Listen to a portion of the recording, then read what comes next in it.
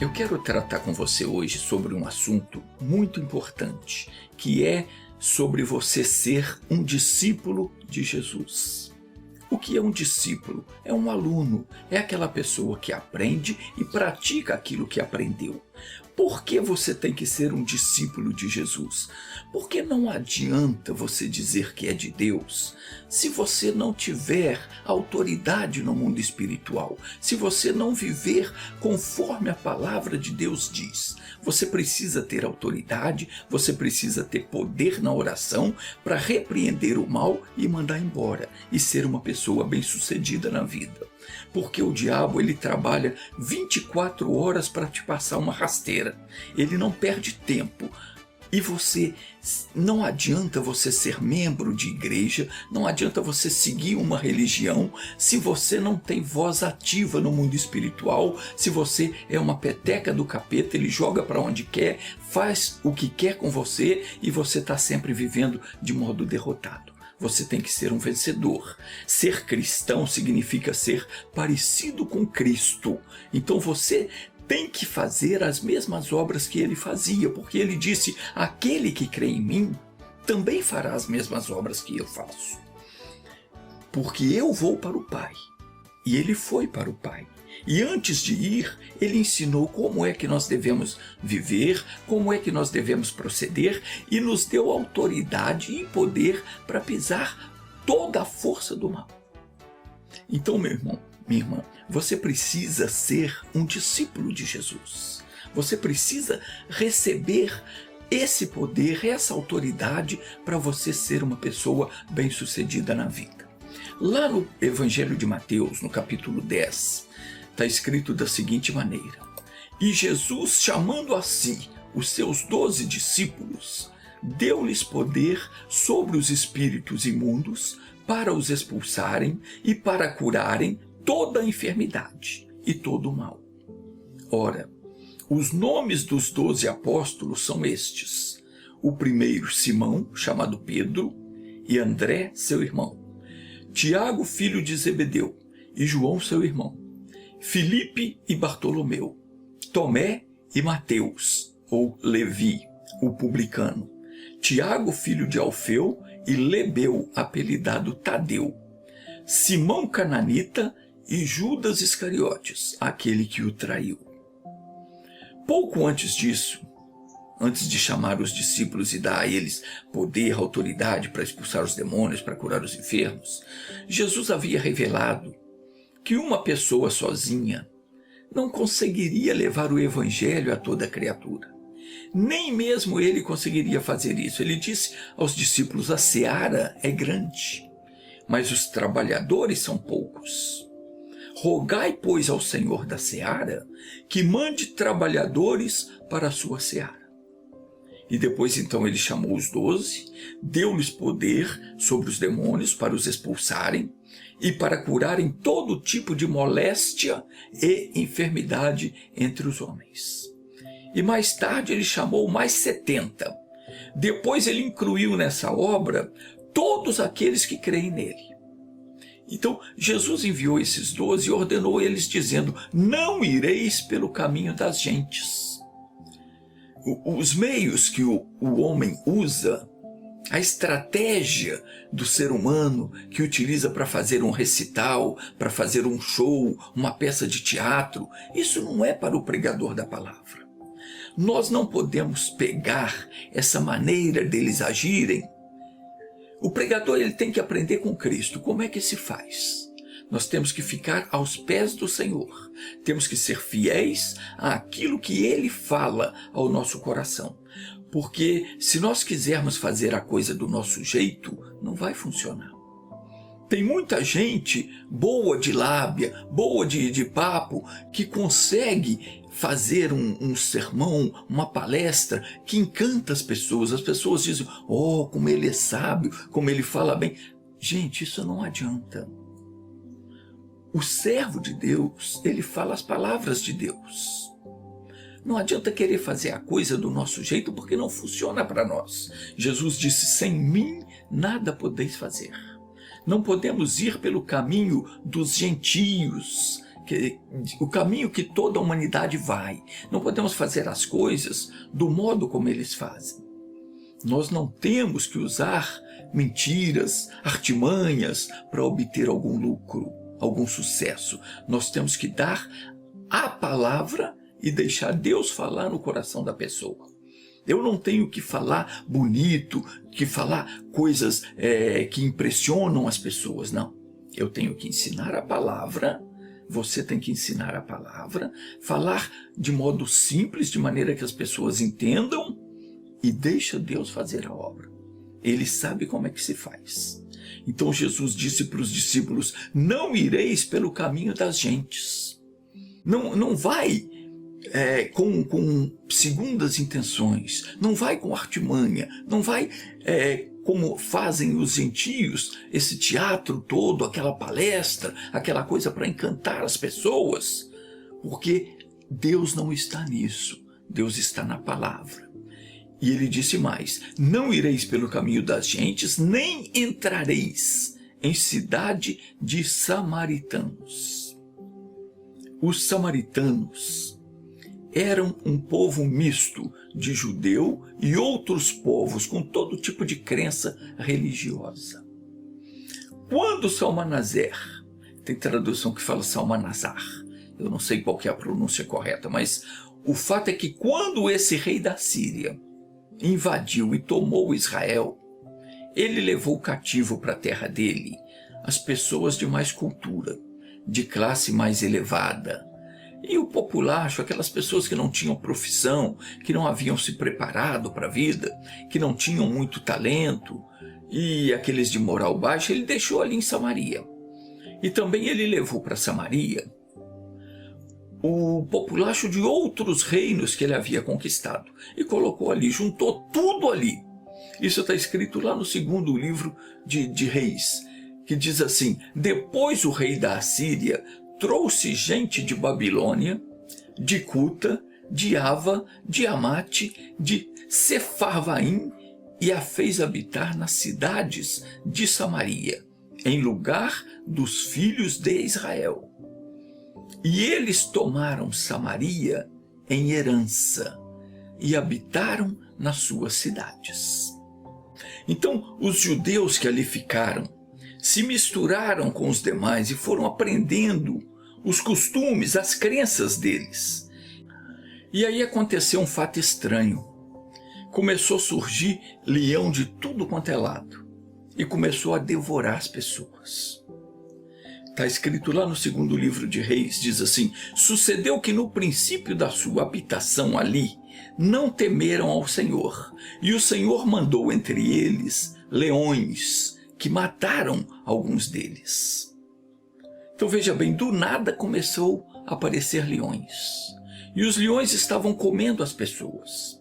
Então alguém foi dizer para o rei: pelo que foi dito ao rei da Assíria, a gente que transportaste e fizeste habitar nas cidades de Samaria não conhece a lei do Deus da terra, por isso ele tem enviado leões que as matam, porquanto não conhece a lei do Deus da terra. Então o rei da Assíria mandou dizer: levai ali um dos sacerdotes que transportastes de lá, para que vá e habite ali, e lhes ensine a lei do Deus da terra. E veio, pois, um dos sacerdotes que eles tinham transportado de Samaria, e habitou em Betel, e lhes ensinou como deviam respeitar ao Senhor. Todavia, as nações faziam, cada uma o seu próprio Deus, e os punham nas casas dos altos que os samaritanos tinham feito. Cada nação das cidades que habitava. Os da Babilônia fizeram a Sucote-Benote. Os de Cuta fizeram Nergal. Os de Amate fizeram Azima.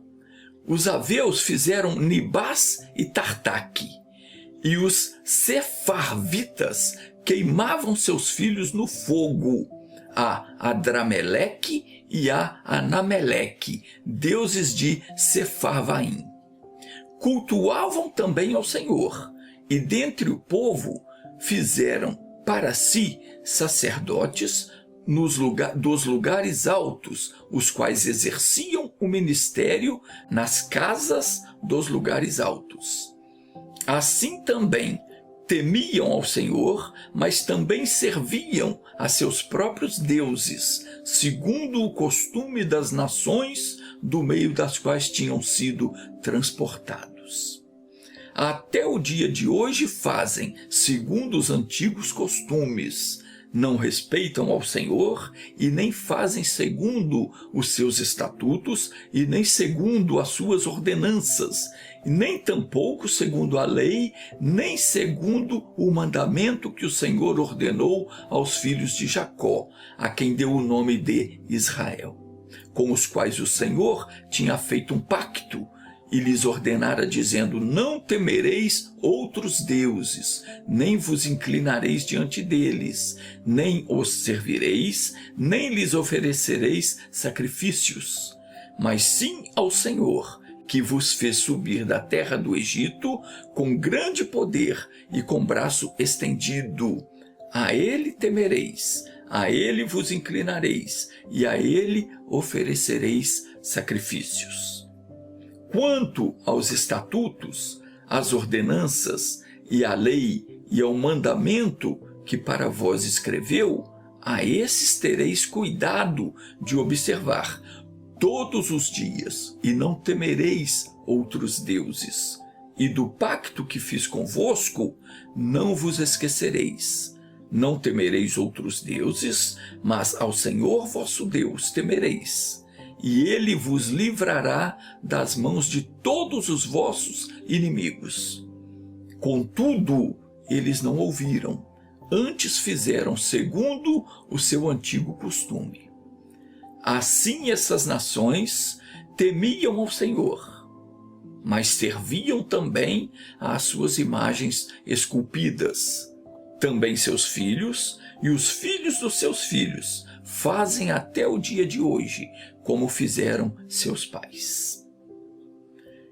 Então Jesus falou para não entrarem na cidade dos samaritanos, simplesmente porque os samaritanos não iam recebê-los. Eles já tinham a fé deles e não ia adiantar o discípulo orar para que eles fossem curados, porque eles não iam crer. Então ia perder a oração. Jesus já havia ensinado no Sermão da Montanha, dizendo: não deis aos cães as coisas santas, e nem deiteis aos porcos as vossas pérolas. Não aconteça que as pisem com os pés, e voltando-se vos despedacem. Por isso Jesus disse: não entrem na cidade dos samaritanos, mas ide antes às ovelhas perdidas da casa de Israel. Então, os discípulos estavam começando. Eles não tinham ainda experiência necessária para saber que quando uma pessoa está dominada por alguma crença religiosa, ela não consegue se libertar daquilo tão facilmente, tão de imediato. Eles iam orar pela pessoa, invocar o poder de Deus sobre a vida delas, mas não ia ver Deus agir. Deus não ia operar, porque a pessoa, para ser abençoada, ela tem que, no mínimo, querer a bênção. No mínimo, ela tem que concordar com a oração. Jesus falou que se 2 ou mais pessoas concordarem na terra acerca de qualquer coisa que pedirem, isso será feito pelo Pai que está no céu. Mas esse concordar significa crer. E muitas vezes o religioso não crê. Ele aceita que há um Deus, concorda, mas ele não crê naquilo que Deus diz. Aliás, ele nem sabe o que Deus diz, porque ele não lê a Bíblia.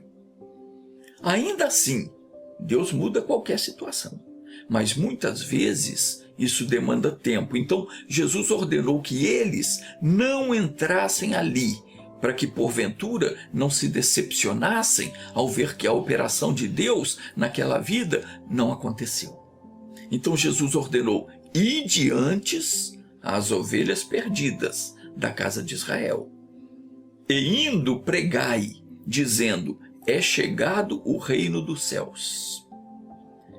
O que eu quero passar para você é que a nossa missão é levar o reino de Deus até as pessoas. A missão que Jesus deu para aqueles 12 discípulos que estiveram com ele no princípio, ele estendeu para todas as pessoas, para todos nós.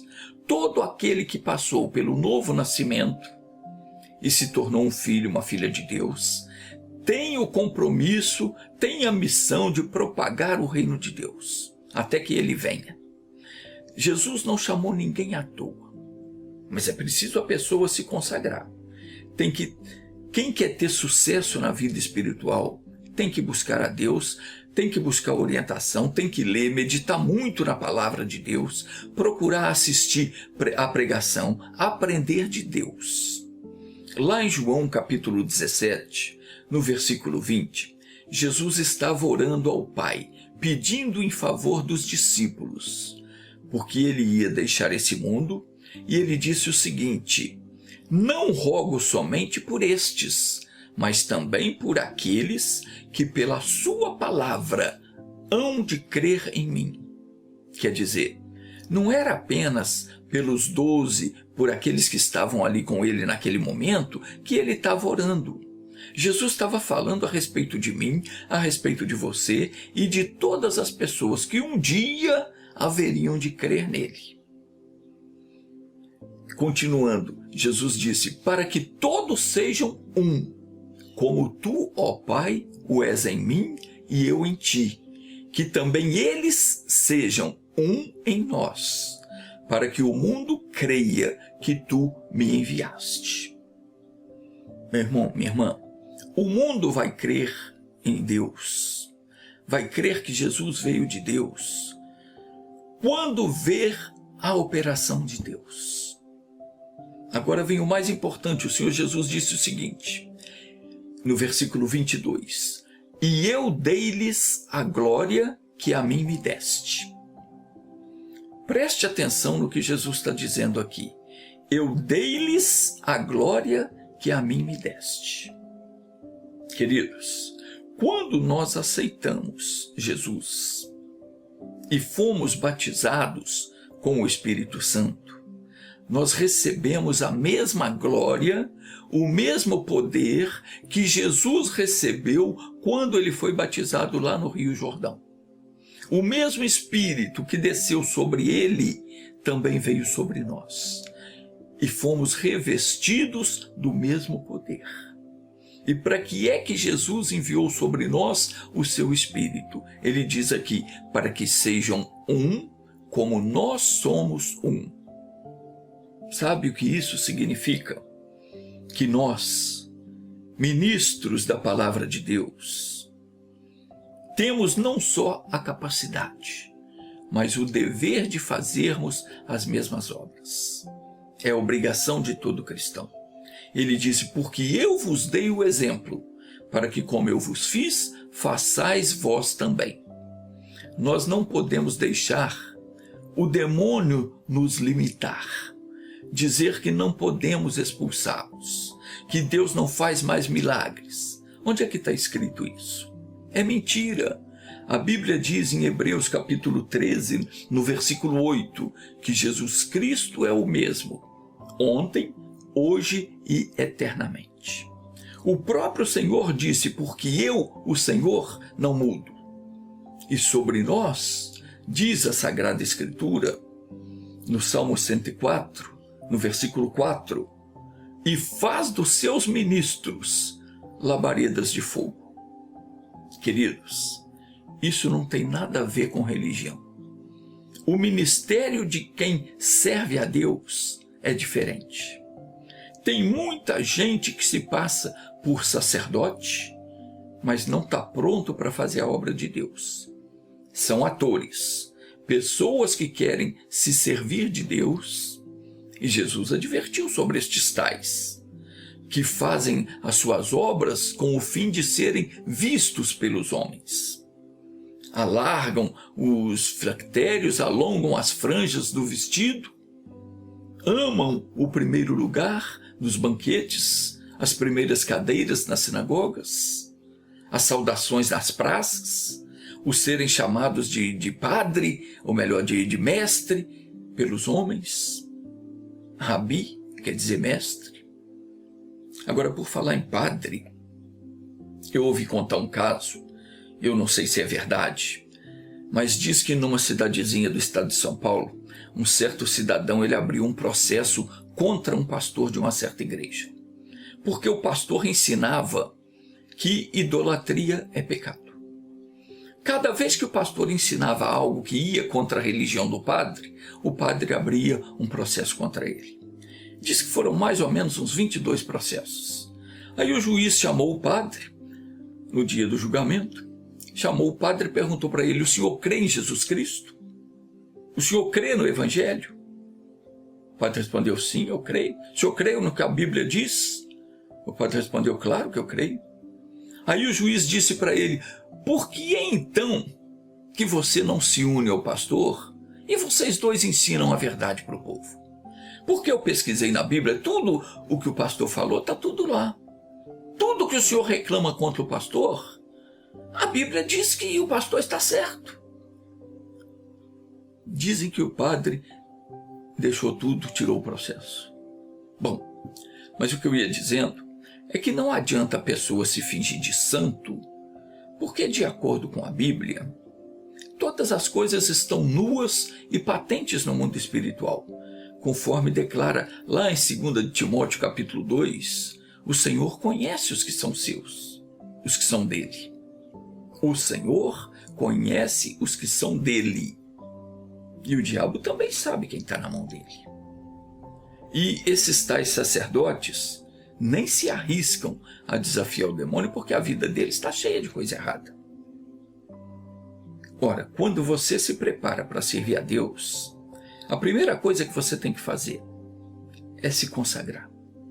Se você cometeu erros, e todo mundo comete, entre na presença de Deus, peça perdão, se purifique e se prepare para servir a Deus. O cristão precisa de poder para expulsar demônios, para curar enfermos, para ver Deus operar nele e através dele. E para que isso seja possível, ele e ela precisa estar cheio do Espírito Santo. A palavra cristão quer dizer parecido com Cristo. Ninguém pode dizer que é cristão se não faz as mesmas obras que Jesus fazia. Porque Jesus disse que os sinais seguiriam aos que crescem nele. Que sinais? Expulsar demônio, curar enfermo e etc. Jesus não chamou ninguém para ser membro de igreja. Não adianta você falar que você é da igreja tal ou da igreja tal se você não tem voz ativa no mundo espiritual. Se o diabo deita e rola na sua vida. Jesus disse: na verdade eu vos digo, aquele que crê em mim fará as obras que eu faço. E as fará maiores do que estas, porque eu vou para o meu Pai. Então, dizer que é de Deus, muita gente diz. Estudar teologia, qualquer um pode estudar. Fazer um curso de homilética, aprender a falar de modo que cativa as pessoas, gesticular, discursar, de modo que as pessoas fiquem boquiabertas. Puxa, o fulano é muito espiritual, ele fala coisas tão bonitas, quando ele canta as pessoas se emocionam. Meu irmãozinho, minha irmãzinha, isso não quer dizer nada. O enviado de Deus tem que falar as palavras de Deus e fazer as mesmas obras. Não precisa música, não precisa fundo musical para fazer sensacionalismo, para emocionar as pessoas. Basta você pregar a palavra e os milagres naturalmente vão acontecer. Porque onde duas ou mais pessoas estiverem reunidas em nome de Jesus, ele disse, ali eu estarei presente. Não precisa de igreja grande, bonita, enfeitada, cheia de vitral, cheia de simbologia, de estátua, sei lá mais o que. Deus não se faz presente ali. Deus se faz presente onde ele é querido, onde ele é respeitado, honrado e desejado. Deus usa homens santos. Homem no sentido genérico, tanto faz homem ou mulher. Deus não olha o sexo, ele olha o coração. Ele conhece o interior de cada um. Não adianta alguém colocar uma veste especial, se enfeitar para parecer santo, usar fala mansa para tentar ludibriar os fiéis, porque ali nada acontece. Deus não usa o mentiroso. Deus não usa o farsante, o adúltero, o que nega a sua natureza.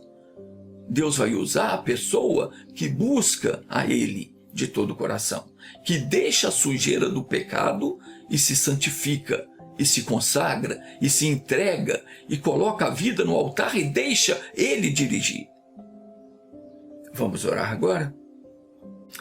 Agora eu vou orar com você. E se você está passando por algum problema, creia, o poder de Deus vai passar aí onde você está. Enquanto eu estiver orando, fale com Deus. Diga o que você quer que Ele faça. Feche os olhos. Deus, eu entro em Tua presença agora para interceder por essa pessoa que está me assistindo. E Pai, eu invoco sobre a vida dela o Teu poder. Venha fazer prodígio na vida dela. Não há nada difícil para o Senhor. E essa pessoa vai alcançar a bênção que ela está te pedindo neste momento, porque ela crê. Jesus disse que se crermos, veremos a Tua glória. Nesse momento eu faço uso da autoridade que o Senhor tem me dado sobre todos os demônios para os expulsar e sobre todas as doenças para curar. E essa pessoa que crê será liberta de qualquer mal agora. Em nome de Jesus, eu amarro essa força maligna, eu paraliso essa obra, desfaço o trabalho de bruxaria, de feitiçaria que foi feito ou que ainda vai ser feito contra a vida dessa pessoa. Eu digo ao mal: você está amarrado, você está acorrentado, a sua obra está desfeita, você não vai mais continuar agindo nessa vida. Eu te proíbo em nome de Jesus Cristo. E eu te ordeno, saia e não volte mais. E você que crê, diga graças a Deus, obrigado Jesus. Amém.